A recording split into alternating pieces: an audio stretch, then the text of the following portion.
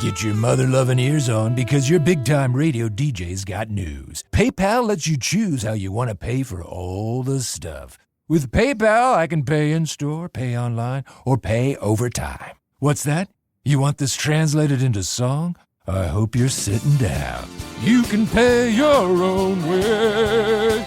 You keep those ears on, you hear?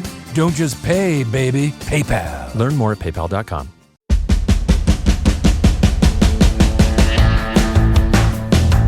You're listening to What She Said with me, Candace Sampson, and this is your weekly reminder to take up big space in life, laugh loudly, absorb new knowledge, and continue to grow and expand. What She Said is your space for the big conversations that matter and the little joys that make life sweeter.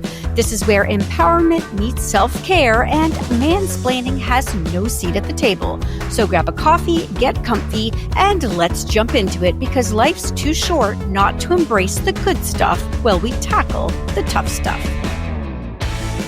Well, I'm back, and if you're new here, welcome. If you've been around for a while, thank you for sticking with me. Today's episode is going to be a little different.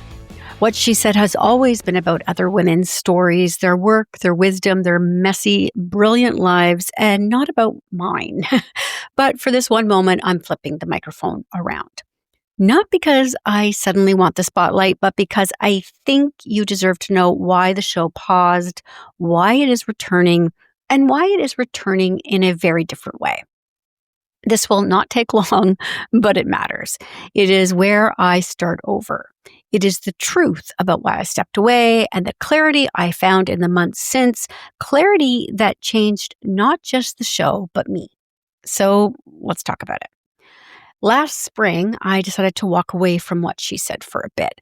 I was burnt out after running a weekly radio show for 5 years by myself. Every single week, I was chasing down 6 guests, researching, writing questions, recording, editing audio and video, sending everything to the radio stations, promoting the full show, chopping up every interview for social, posting it all, and then waking up Monday morning to do it again. And in between all that, I was trying to find sponsors so the whole thing could keep going. 5 years of that. It became a hamster wheel I could not step off. I didn't know how to step off. I never had the time or mental space to ask myself what I wanted the show to become, or how I could grow it, or whether it was still feeding me. I was absorbing information like a bottomless vessel, but I had no time to sort through any of it. Eventually, it began to spill over. I started to resent the very thing I had spent the last 5 years building. And that was when I knew something had to give. I even thought about selling the show. In fact, I tried to sell the show, but the offers that came in didn't reflect what I felt it was worth. And in hindsight, that was a blessing. Selling What She Said wasn't the answer. I did not need to walk away from it. I just needed to step away long enough to hear myself think again. So I listened to that little voice in my head and followed my heart to a project I had been dreaming about for a couple of years, girl trips. For the last 7 months, I have been building a business rooted in connection, real connection. Because I do not know about you, but being online brings absolutely no joy to my life anymore. It is all consumption and no satiation. Even though, if I am being completely honest, I still spend an inordinate amount of time there. The problem is that the internet is no longer giving us what it promised. We are more connected than ever, but it doesn't feel that way. Where are the spaces for genuine connection, the kind that fills you up instead of drains you? How do we move the online offline again? How do we rebuild a sense of community that is slowly fraying into disconnection, judgment, and self-interest? And listen, I am not above any of this. I catch myself rolling my eyes or getting irritated at people who do not share my views online too. I am not coming to you as someone who has it all figured out. I am coming to you with some mid-50s wisdom and a lifetime of working in digital media and realizing that the very thing that built my career is now doing real harm. After thousands of interviews and countless conversations with women both online and off, I can say this with absolute certainty. The internet has failed women. The reality is that women are social creatures. It is in our DNA. And one of the biggest lies we have been sold is that this is social media. It is not. It is anti-social media. It pulls us into boxes and niches and feeds us content designed to divide us and convinces us that follower counts equal self-worth. It isolates us, it makes us lonely, it makes us tribal, and it goes so much deeper. The darkest corners of the internet from 20 years ago are now mainstream, and the trolls who once hid in basement forums are now shaping our real-world experience. Our rights are being chipped away, and online, women are buried under hate speech, name-calling, blackmail, and unwanted images. Somewhere between hashtags and headlines, we lost the vital step of meeting each other in person, the part where community becomes real. When the internet was new, it was electric. Women built entire communities out of nothing but shared stories and solidarity. We gathered because we wanted to. Then the brands stepped in, and events became curated, sanitized, and controlled. What we talked about and what we heard was shaped around sponsorships. Slowly, the soul of it disappeared. Now, we have followers and friends, but how many would show up if we really needed them? And yes, I see the irony of saying all of this on a podcast that exists online.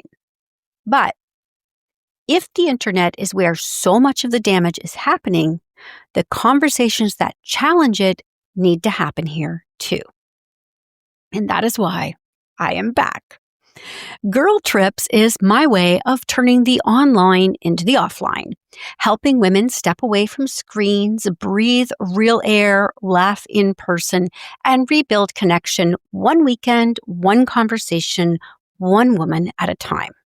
Still rooted firmly in Canada, just like me. I am a girl's girl for sure, but maple flavored. And what she said, it is staying too, with one important change. I am shifting from a weekly format to seasons, 8 to 10 episodes at a time, then a break. This gives me breathing room to build meaningful conversations and gives you space to enjoy them without the noise of constant output. The premise stays the same: Canadian women talking. Candor, clarity, connection. That part does not change. This season is called Reclaiming Ourselves. Fitting. You will hear from women like Roxanne Joyelle, Christy Sumer, Tanya Hales, Nam Kiwanuka, Deb Wainwright, Tara Bonner, and Joanne Morrison, each with a story about taking something back. From our morning coffee to our healthcare, from our work to our attention, we are all trying to find our way back to what is real. So if you have been feeling that same pull, that urge to slow down, reconnect, and rethink what matters, stay with me. I am Candace Sampson. This is What She Said, and I am very glad to be back.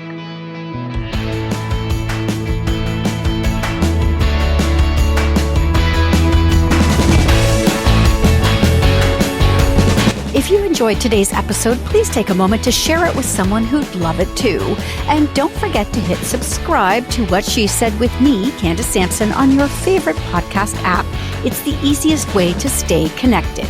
Want more? Sign up for my newsletter at whatshesaidtalk.com to get all the latest updates, and let's keep the conversation going on social. You can find What She Said on Facebook and Instagram, and you'll find me on Threads, TikTok, and Blue Sky at Candace Said. Thanks for listening, and I'll see you next week.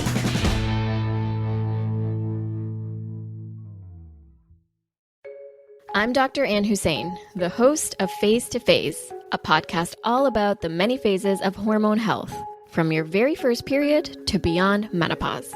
I'm a naturopathic doctor, a Menopause Society certified practitioner, and the author of the Period Literacy Handbook. My first period took me by complete surprise. Then there was acne, weird hair growth, and irregular periods, which turned out to be PCOS, or polycystic ovary syndrome. This put me on the path I'm on today, helping women navigate their health. You know, mood swings, trouble sleeping, weight change, brain fog, hair loss, and let's not forget about vaginal dryness. The answer to your hot flashes is not as simple as a fan from Canadian Tire. From nutrition and supplementation to hormone therapy, I'll take you through all the phases of your hormonal health. Listen for new episodes of Face to Phase every other Thursday. Follow and subscribe wherever you get your podcasts or at facetophase.ca. Another Sound Off Media Company podcast.